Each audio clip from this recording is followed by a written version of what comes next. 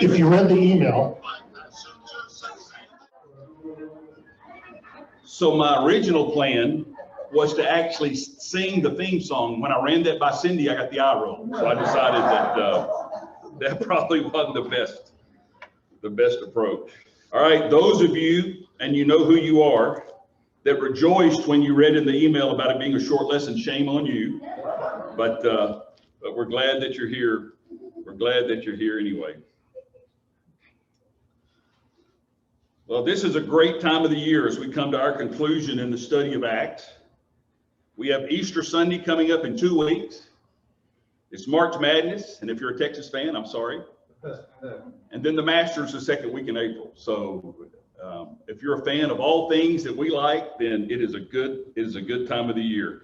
March Madness, we had a 15 beating a 2, a 14 beating a 3, and a 13 beating a 4. Now, if you're not a basketball fan, you probably don't understand what that means, but that means that the underdog did pretty well opening weekend. All right, Russell has done a great job of leading us through Acts. We saw Paul's defense before the Sanhedrin, before Felix, Festus, and Agrippa. It is interesting that part of Paul's experience took place in the very place where Pilate tried Jesus almost 30 years before. When Paul spoke before Agrippa, it actually became more than just a defense. If you'll remember what Agrippa said, Paul, you've almost persuaded me to be a Christian. Now, we think he was probably being flippant in that response, but wouldn't it have been great if Paul could have led Agrippa to Christ? Paul was imprisoned for 2 years in Caesarea and would have been set free had he not appealed to Caesar. Why do you think he appealed to Caesar?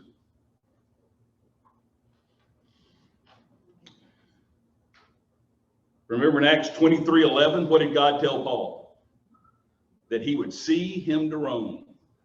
So if Paul appealed to Caesar, what did that guarantee him? A ticket to Rome. This is a great accounting written by Luke, and Luke wrote it from the standpoint of an eyewitness. So he was absolutely on the voyage with Paul.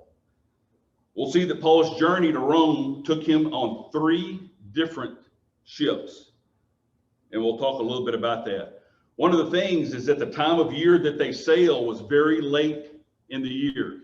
You have to remember what time period that we're talking about.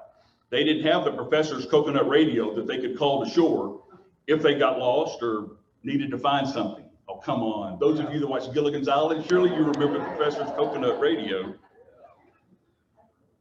And one reason why maybe that they risked going this late in the year is that Rome's need of grain from Egypt was so great that in essence, they would insure the ship and the contents thereof.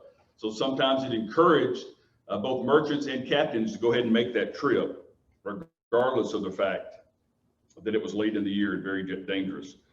In verse 2, we'll talk about them boarding an Adramyttian ship, which is Latin for the minnow.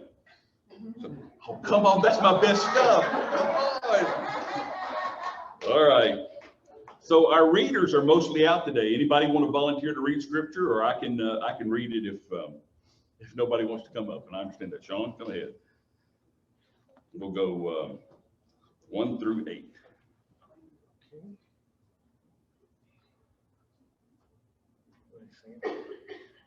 1 through 8. Oh, okay. Now, when it was decided that we would sail for Italy, they proceeded to turn Paul and some other prisoners over to a centurion of the Augustan cohort named Julius. And we boarded an Adramyttian ship that was about to sail to the regions along the coast of Asia and put out to sea, accompanied by Aristarchus, a Macedonian of Thessalonica. The next day, we put in at Sidon. And Julius treated Paul with consideration and allowed him to go to his friends and receive care. From there, we put out to sea and sailed under the shelter of Cyprus. Because the winds were contrary, when we had sailed through the sea along the coast of Sicilia and Pamphylia, we landed at Myra and Lycia. There, the centurion found an Alexandrian ship sailing for Italy, and he put us on board it. When we had sailed slowly for a good many days and with difficulty had arrived off Cnidus, since the wind did not permit us to go further, we sailed under the shelter of Crete off Salmone, and with difficulty sailing past it, we came to a place called Fair Havens, near which was the city of Lasea. Thank you.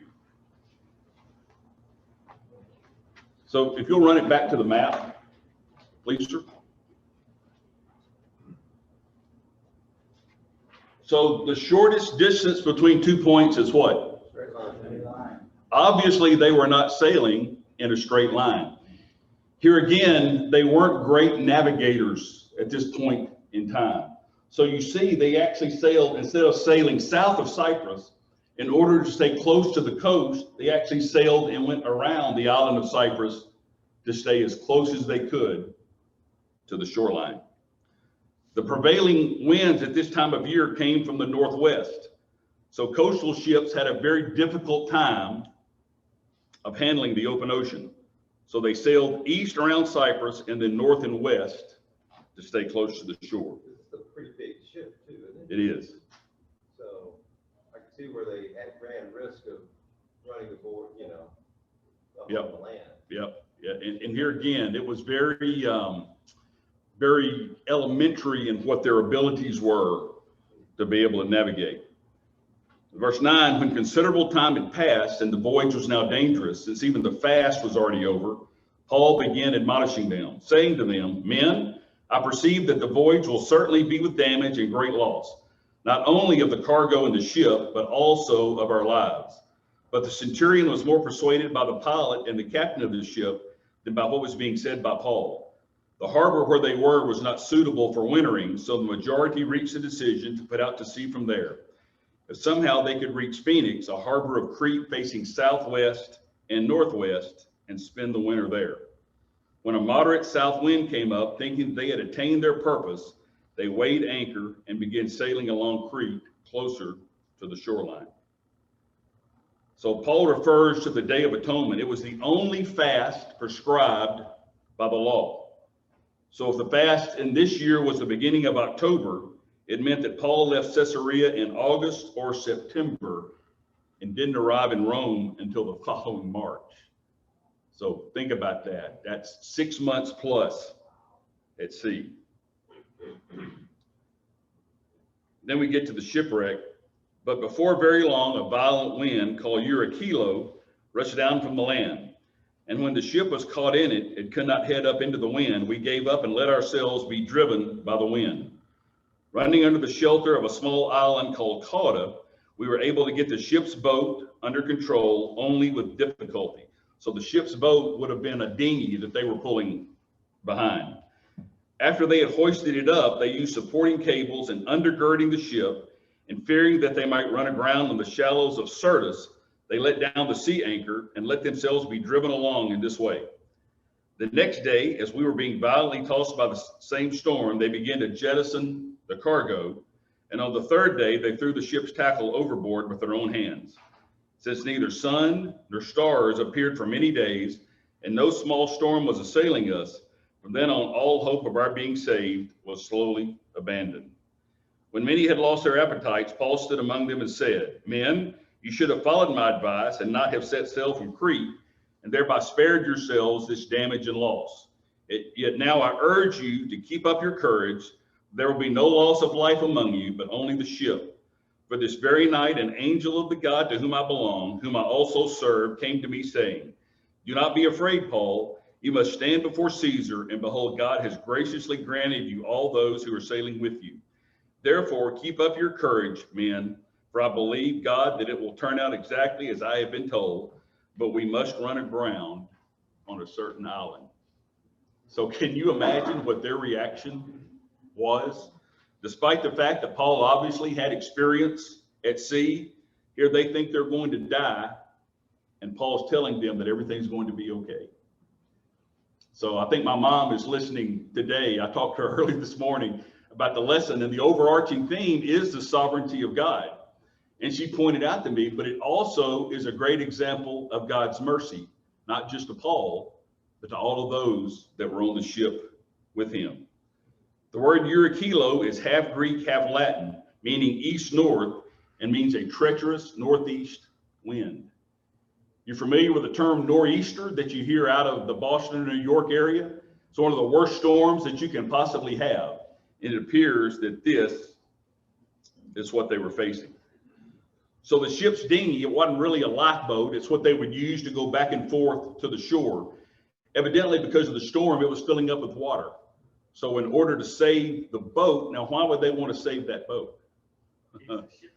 Well, the sailors especially knew that that might be their only opportunity to make it, is if they kept that dinghy from filling with water. So then Luke talks about rope trusses to reinforce and stiffen the timber. So it appears that what they did is they took these massive ropes and wrapped them around the ship's hull to keep it intact, because they were in very dangerous waters. The Syrtis that's referred to is an area of quicksand and whirlpools off the coast of North Africa. And then in verse 20, it talks about no sun and no stars for days. What would be the problem with not being able to see the sun or the stars? They had absolutely no idea, particularly in open water where they were. Because even then, they utilized the sun and the stars as navigation tools. So if they can't see where they're going, they have absolutely no idea That's from where they are. Going back to that map, that's that Crete, those all had their longest voyage across the deepest waters and not knowing really where they were going. That's just amazing that they could make that long stretch, because there's no way they could even see any land. Yeah, with no idea really where they were. But when the 14th night came, as we were being driven about in the Adriatic Sea, about midnight, the sailors began to suspect that they were approaching some land. And they took soundings and found it to be 20 fathoms. And a little farther on, they took another sounding and found it to be 15 fathoms. Fearing that we might run aground somewhere on the rocks, they cast 4 anchors from the stern and prayed for daybreak. But as the sailors were trying to escape from the ship and had let down the ship's boat into the sea on the pretense that they were going to lay out the anchors from the bow, Paul said to the centurion and the soldiers, "Unless these men remain on the ship, you yourselves cannot be saved." Then the soldiers cut away the ropes of the ship's boat and let it fall away. Until the day was about to dawn, Paul kept encouraging them all to take some food, saying, "Today is the 14th day that you have been constantly watching and going without eating, having taken in nothing. Therefore, I encourage you to take some food, for this is for your survival. For not a hair from the head of any of you will perish." Having said this, he took bread and gave thanks to God in the presence of them all, and he broke it and began to eat. All of them were encouraged, and they themselves also took food. We were 276 people, so a pretty good sized boat at this point on the ship and all. When they had eaten enough, they began lightening the ship by throwing the wheat out into the sea. So the sailors had a plan. They were going to abandon everyone else and take the ship's boat and somehow get to shore. Paul knew that that was about to happen, so he told the soldiers that if this happens, then all bets are off.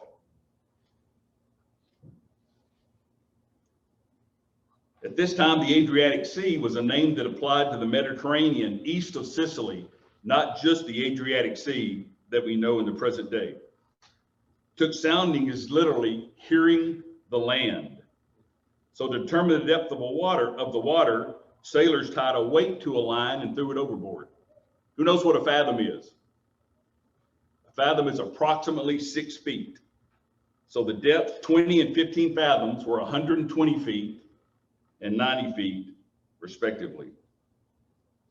It is also interesting to see that Paul the prisoner, through the grace of God, has now risen to a place of respect and leadership on the ship. The purpose of lightening the ship, in other words, throwing the cargo overboard, was to raise the ship as high in the water as possible and let it run aground as far up the beach as they could before grounding. Verse 39, now when day came, they could not recognize the land, but they did notice a bay with a beach, and they resolved to run the ship onto it if they could. And casting off the anchors, they left them in the sea, while at the same time they were loosing the ropes of the rudders, and they hoisted the foresail to the wind and were heading for the beach. But they struck a reef where two seas met and ran the ship aground. And the prow stuck firmly and remained immovable, while the stern started to break up due to the force of the waves. The soldiers' plan was to kill the prisoners so that none of them would swim away and escape. But the centurion, wanting to bring Paul safely through, kept them from accomplishing their intention and commanded that those who could swim were to jump overboard first and get to land. And the rest were to follow, some on planks and others on various things from the ship. And so it happened that they all were brought safely to land. As you read this entire account, the detail of Luke is incredible, down to even dropping the 4 anchors of the boat. So it's very obvious that Luke was there with Paul on this trip. So they ran aground on a sandbar, possibly on a shoal or a reef. What would have happened if the prisoners would have escaped? Why did the soldiers want to kill the prisoners? Because according to Roman law and tradition, if the prisoners would have escaped, the soldiers would have had to pay with their lives. It's interesting that the centurion was willing to take responsibility for all the prisoners' safekeeping in order to spare Paul's life. Some commentators think that possibly the centurion had become a Christian on this voyage. It's a question that we certainly don't know the answer to, but wouldn't that be great if that was the case? God kept his promise to keep Paul and all his fellow travelers safe. And it's like the sign on the church marquee said, God promises us a safe landing, but not a calm passage. Toward the end of the 19th century, one commentator said that a group of Scottish unbelievers decided that they were going to expose all the errors in the Bible. They designated one of their number to visit all the places that Luke mentioned that Paul visited, with a view to proving that the record in Acts was totally inaccurate and could not have happened. The man chosen was Sir William Ramsay, who, after a thorough study of the matter, concluded that Luke was accurate in every detail of the recounting. Ramsay became a Christian and then wrote several books on Acts and Paul in defense of God's word. So while it may not seem like it, God has a plan. And Paul, according to his character and his faith, knowing that God had a plan, never lost faith, never lost sight of where he was going, because he knew he needed to get to Rome to appeal to Gentiles there. One commentator talked about a parallel, and I never thought about this, between Jonah and the Apostle Paul, that they both were at sea, even though Jonah didn't want to be there and Paul did, and they came back to convert Gentiles. Remember where Jonah went to preach? To Nineveh, one of the wickedest cities on the face of the earth, which now is in present-day Iraq. So I thought that was an interesting parallel. Questions or comments? It really is a great lesson. It's a short lesson. Russell apologized for throwing this one my way, but that's okay. That's okay. It is great to hear how Luke recounts everything that went on. And unless we're going to sing the theme song to Gilligan's Island. Hey, I hope you guys have enjoyed our studies in Acts. Russ has done a great job in bringing that to us. It's one of the most exciting books of the Bible, and I think it's been a great study for us.